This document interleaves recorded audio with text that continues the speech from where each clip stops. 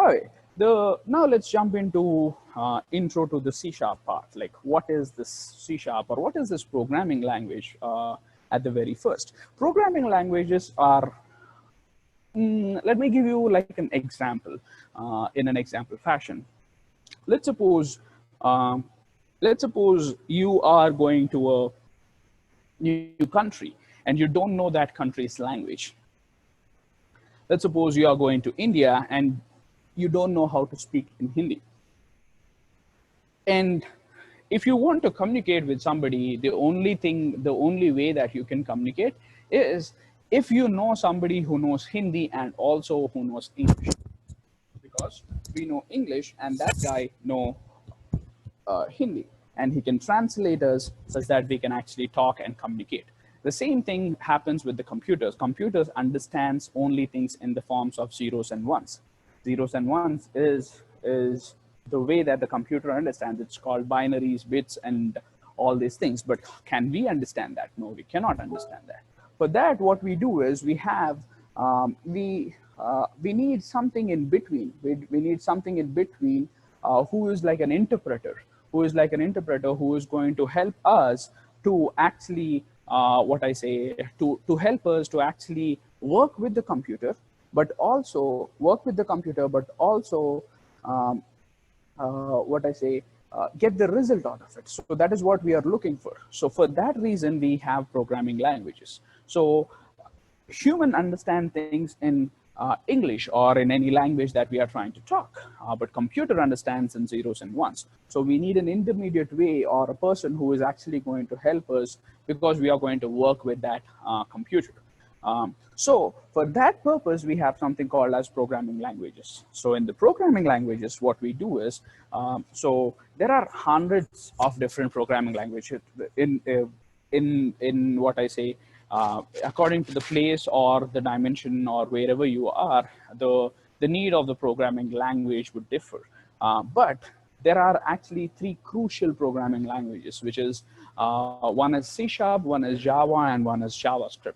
So all these are like especially Java and C sharp. C sharp and Java are in the company in the market from years. They are more stable applications. And at the same time, this is something like, okay, if there are hundreds, why should I learn something like a C sharp or something like Java? Because they are stable.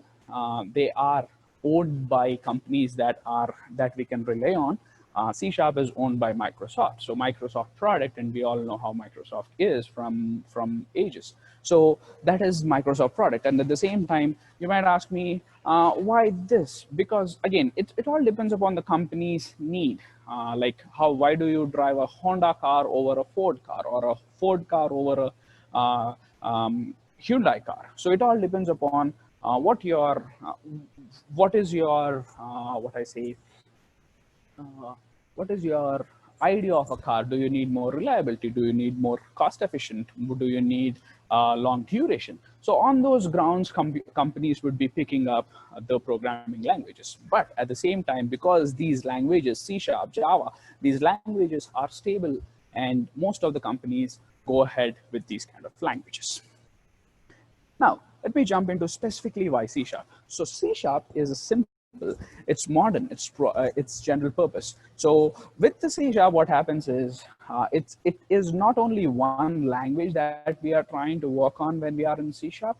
C sharp is a combination. So I said it's a Microsoft product. The Microsoft provided something called as .NET Framework, .NET Core and .NET Framework.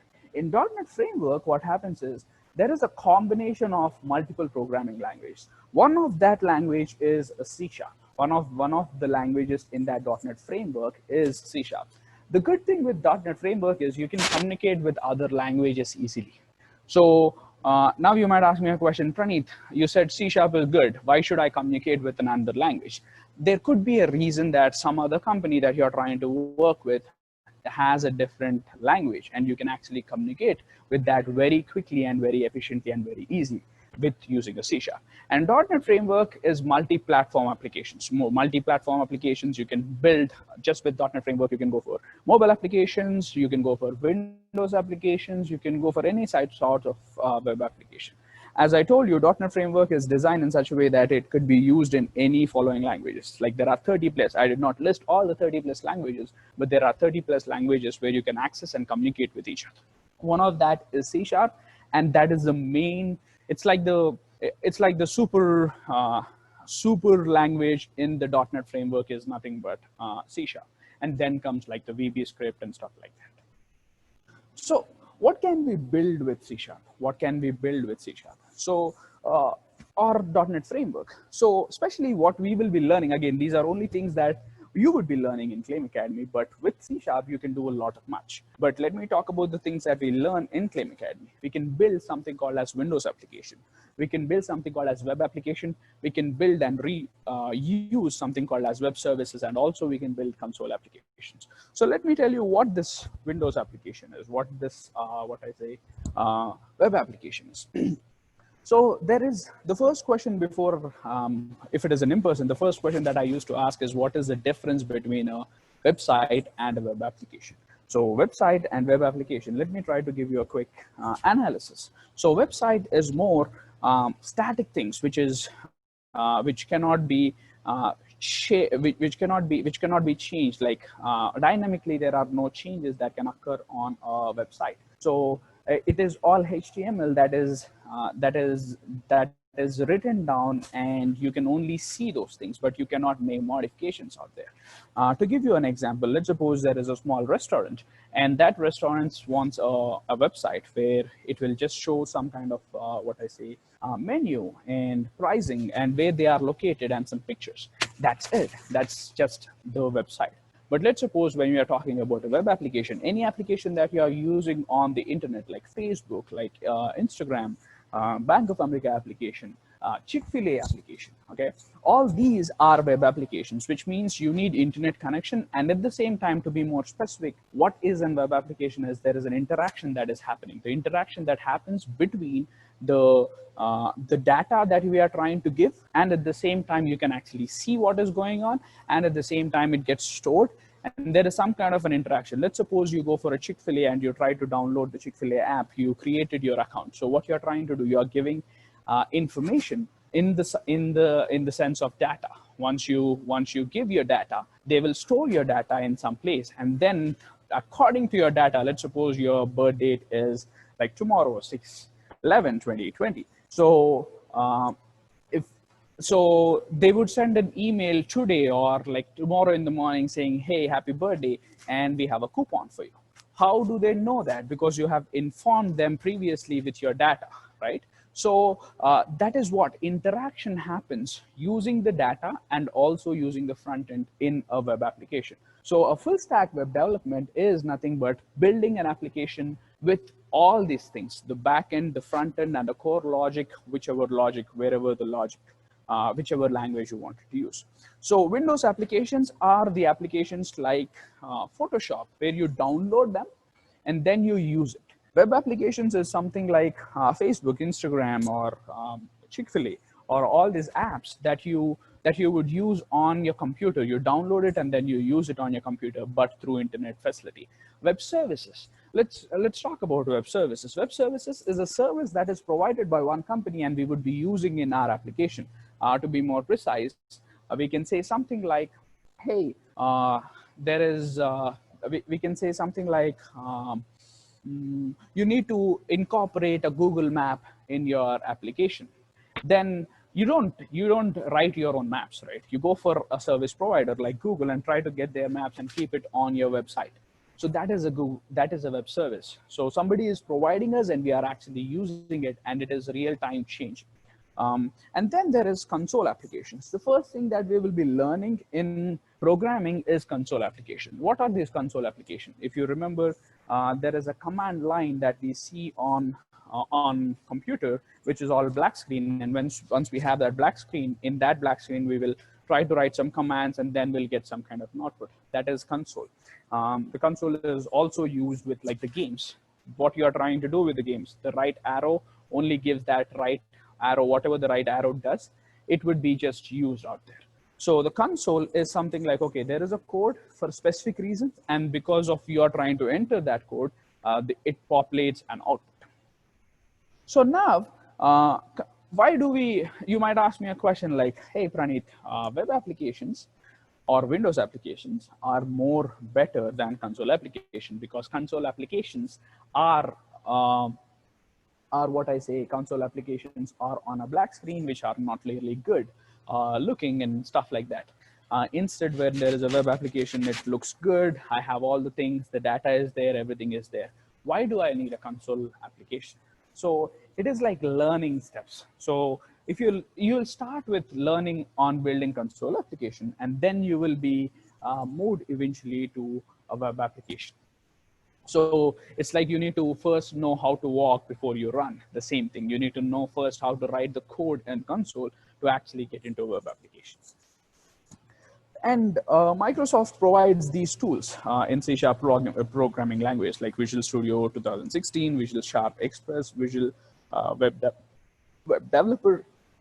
We can use any of this, but the Visual Studio 2017 Visual Studio has the .NET framework included in it, and you don't need to add any other new what I say tools to it. So that is one shop to actually do the C#. So we'll be downloading that once you come to Claim Academy as a student.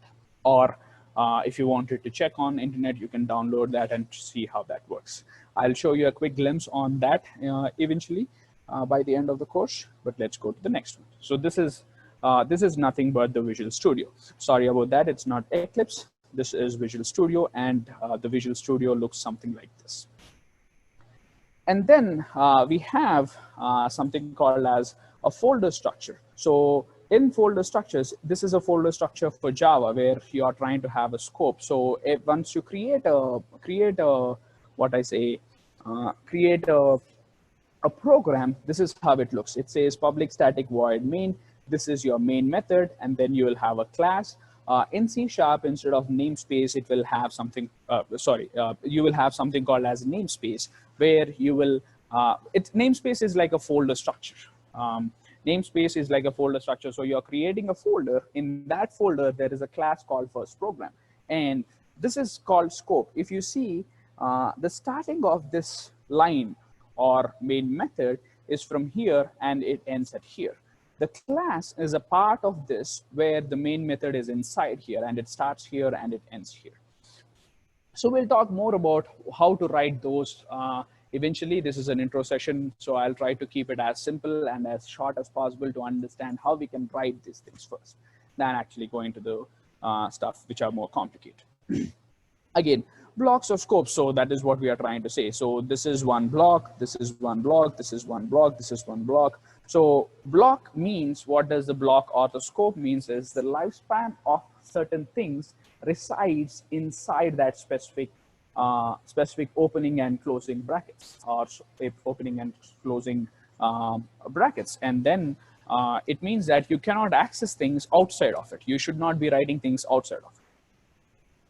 And then there is something called as statements. In C#, there is something called as statements, or for that reason, most of the programming languages has the statements. So in English, we write something called as sentences to write something, right? But in C# or a programming language, we have sentences, statements. So the statements are nothing like but a sentence that we are trying to say. So here, what the sentence or the statement we are trying to write is, welcome to C#. So that is the line that we want the user to see. So what does this meaning is, what is this console and what is this write line? So basically, because this is a new language, there would be an anatomy for that language. On that anatomy, what we are trying to do is, okay, this says that, hey, computer, on the console, write a new line, write a line which says hello world, hello C# and with the exclamatory mark. So in that, quotes, whatever you write inside that quotes, it will just display as it is. It will just display as it is. A statement will display this one. Okay, every statement have to end with a semicolon. Remember that. This is like a rule. When we write a sentence in English, we write with what I call a period symbol, right? That ends the line of the statement, a sentence. Now, in programming language, we need a semicolon to end that statement. So next thing is comments. Why do we use comments, or why do we need comments?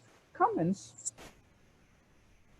comments, again, comments in Java or in C Sharp, it is the same stuff. So basically what it does is, it is for the documentation purpose. On the documentation purpose, we will see that, okay, uh, uh, on the documentation, we would see something like, okay, if you wanted to note down, why do we need this? We will try to have things written down in the form of notes, and then it will display things. It will not execute the comments. Basically, when you run the program, it will not execute.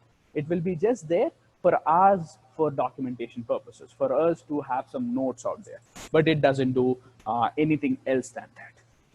Then we have some rules of identification. Should contain only letters, numbers, and like underscore. So, and you will have uppercase and lowercase. So these are the different kinds of rules when you're trying to consider a character and stuff like that. Then let's go to something really important, which is variables. So variables is nothing but a placeholder. So again, remember, programming or computer always thinks about stuff in what I say, in spaces. What is the space? It's nothing but a space game. So what is the space that is required for me to actually write this single thing? Or what is the space that I need to actually store a number? What is the space that I need to actually write a character? So that is nothing but that place, or the containers are nothing but variables. So variables assigns a value to them, and also it will have a certain name. We will try to write a name for the variable, and then it will try to have a certain type for it. Okay, and then on the variable, how the variable looks is, it looks something like this. Int count equals to 100. Int count, which is trying to say int is the type. Int means integer type, and then count means the name of what we are trying to see. So in that count, we are trying to say, okay, in that count, I want to store the number 100. So there is a container that is called count, and it has a value 100. And it can only take numbers because I'm trying to say integer count. So if you see here, these are the data types. So if you see the first thing that we talked about, int is nothing but the data type.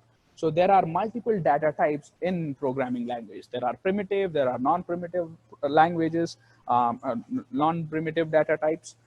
So we'll be mostly using these things, which is initially we will be using Boolean. Boolean is for whether to store a true or false. Character is to store a character like a number or a special symbol or stuff like that. Byte, short, int, and long, these are all different spaces where it will go from smaller number to longer number, the biggest number, to store just numbers without decimal points. Whereas there is something called as floating point, float and double. The smaller numbers with a decimal point is float, and the bigger number with a decimal point is double. And there are, eventually we will go into non-primitive data types, which is string. String is nothing but collection of characters. So a word can be stored inside a string. So if you want to write your name, you would be saying string name equals so and so. Let's suppose string name is claim. So now the name, the placeholder name has a value called as claim. And then, so this is how the variables look like. So there is a variable, and then you have the name. There is a data type, then you have a name, and then what needs to go inside. I will show simply on how those things would look. So this is a sample code. The sample code of a C# looks something like this. So once you go to Visual Studio, and then you try to open it up, and then try to write a program, this is how it looks. Basically, this is what I was trying to say. I am having a space which is called A, and that is trying to store the value 10. And then I have a space B, then it is trying to store 20. And I'm trying to create a space which is empty.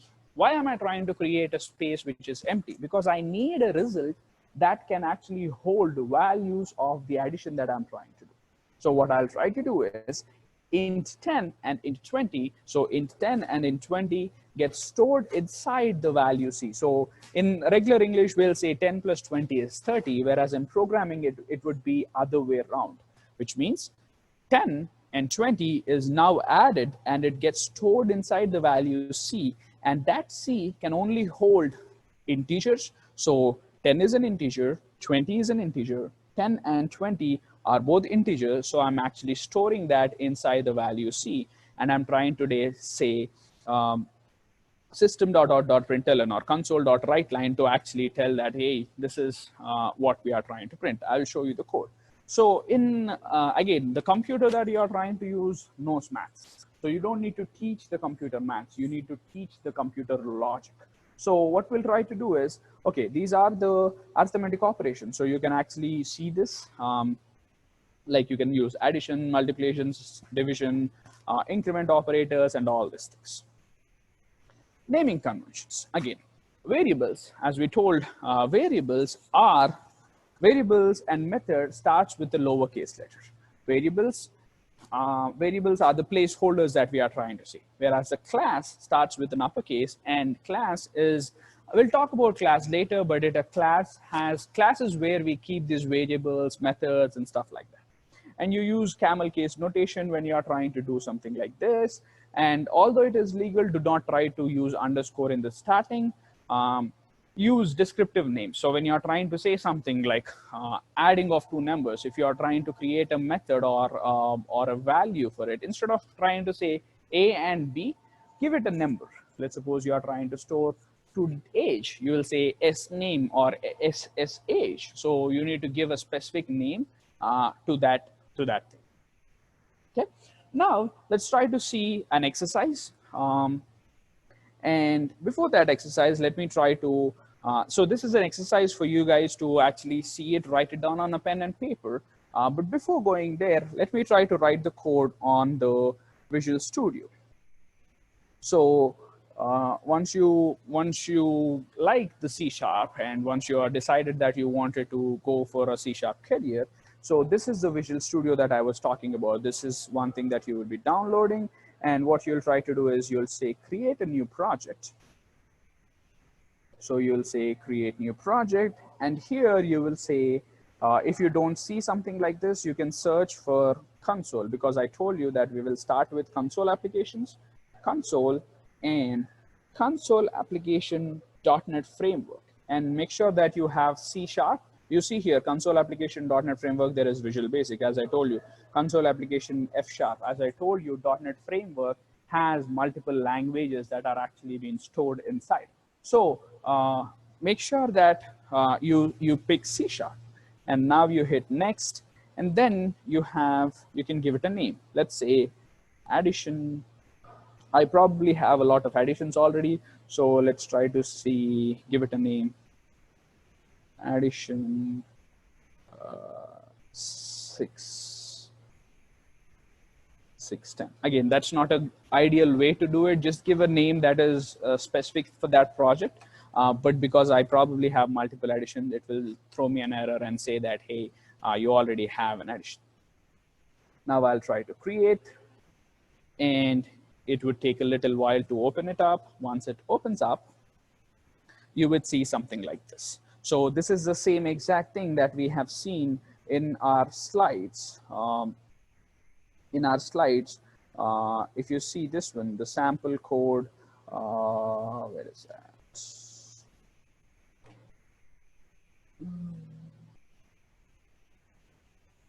If you see, this is exactly how it is trying to look. There is a package, there is something like this. So now here we have namespace. As I told you, package is for C#, package is for Java, and namespace is for C#. So the namespace will have what I say.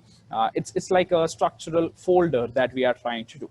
In that we are writing a program, and the name of the namespace is addition 610, and I have static void main. Let's suppose now I'll try int. I just wanted to save two things. So I have int a equals to 10. If you see where I'm trying to write, it is showing me a red scribbly or a red symbol at 10. which is trying to say that if you go hover over here, it will say represents a 32-bit integer, and it is trying to give some kind of an information for us. And at the same time, if you look here, it will say expects a semicolon. So make sure that you keep that semicolon. If not, the computer will not work. And then I need to store in another value, integer b equals 20. And then I'm trying to create a space which says integer c. And then I'll just keep that empty for now. So that there is a space which is called c, and it doesn't hold anything. But now what we'll try to say is, okay, now fill that space with a plus b. Once you do that, you will try to write console.writeLine, and on the console.writeLine. So as I told you, if you write anything in quotes, it will display as it is. Let's suppose I write Claim Academy. Okay, it will display as it is. One single thing that you need to add on C# is you need to keep a console.readLine. We'll talk about the read line later, but for now, just remember that this read line makes your console screen wait. So if you don't give the read line, the computer would work. There is no error, nothing like that, but you cannot see stuff.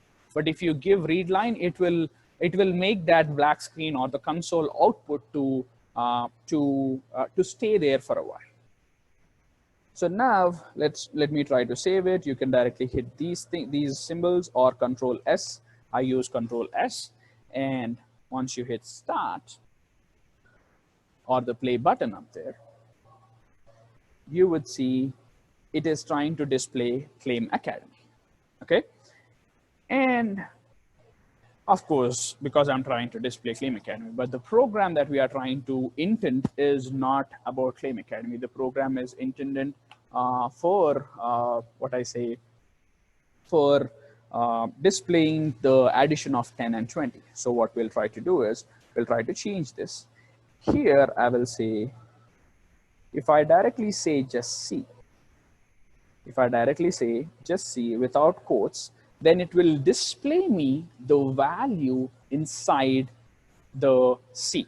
The value inside C space is the addition of 10 and 20. 10 and 20 gets added and it gets stored in here, and then that is being displayed. But this doesn't really look great. It's very plain, and it's just saying 30. So we have to show it in a different way, or we have to show it in a good way that, okay, this is an addition of A and B. So at that time, what I'll try to do is I will try to write things in quotes. If you write things in quotes, it will display things. So now we'll say this is addition of A and B. And now you see there is an error because there are two things. One is whatever we wanted to display in the form of a sentence, and there is a value. So to make both of these things displayed, we will try to add it. Again, I'm not doing the addition here. I'm trying to add it to the sentence that we are trying to write. So I'm trying to add it to the sentence inside that write line, and it says, and it would say something like the addition of, now if I try to run it, the addition of A and B, my bad, the addition of A and B is 30. Again, I didn't write is 30, I can write it down. Let me try to make it a little better. I will say is, and I'll give a space so that we can see there is a little space coming out there. And now you'll see the addition of A and B is 30. Now, if it is A and B, again, A and B is also a little vague, so we'll try to actually give 10 and 20. One way to directly do that is you can say 10 and 20. But 10 and 20 that I'm trying to write, again, remember, whenever you try to write something in quotes, it will just display as it is. So this 10 and 20 are being displayed, but they are not coming from the value A and B. So ideally what you have to do is you have to bring it from the variables that you have created. So what we'll try to do is, just as how you wrote plus C is giving the value of C. The same way we will try to write where 10 is, we'll try to write plus A. So I'll try to close the quotes first, and then I will say plus A.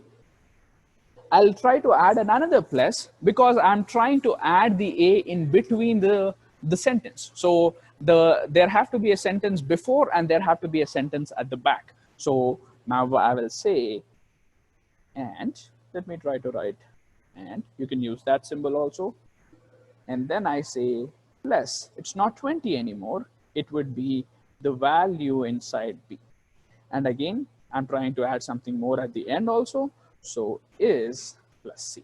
So basically, if you see here, I just wrote plus C. Here I'm trying to write plus A, but also an addition plus to add this one.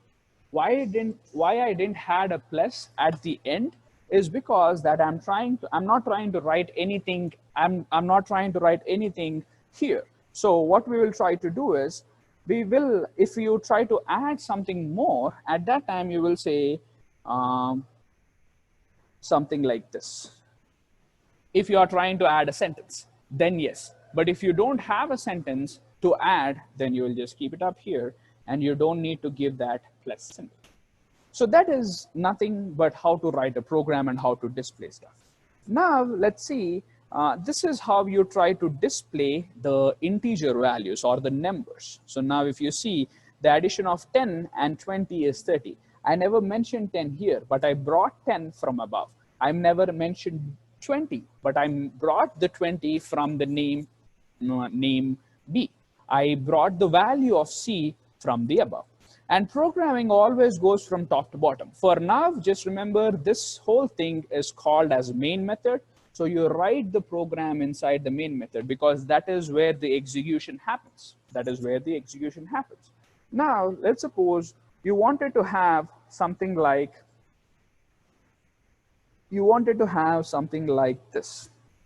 I wanted to write claim academy. Claim academy is a word. So I'll try to keep string and word 1. That is my name of the word. And when you're trying to write the word, you will try to say, okay, claim. And this is how you are trying to write a word. If you are trying to write an integer, you don't need quotes. But when you're trying to write a string, you need quotes. This is a rule. And basically what is happening is a string type is being stored inside word 1. The same way, you can have character, let's say letter is a name for it. And if you need character, you will say, let's suppose A. And then that should be good.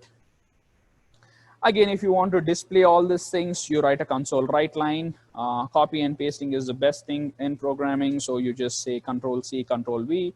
And let's suppose I just wanted to display these two things, which is my word 1. And also I want to give a little space, and then I will try to add my character that is now A in the form of letter. When you see, when I'm trying to type it, it is going to show us where it is. And at the same time, when we are trying to, when you type it, it is trying to tell which one we are trying to talk about. If you hover over on it, it will tell you which one you are trying to talk about. So the word 1, this is the word 1, it will tell you the word 1. When you see C, when you go for C and try to hover over, it will tell you all the values, all the places where the C is being stored.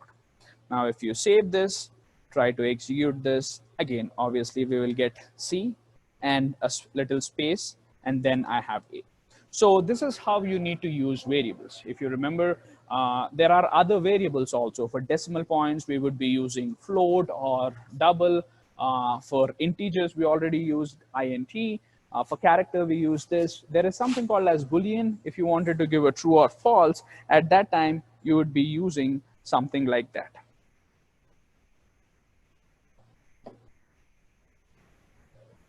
All right. And so that is about the introduction to programming.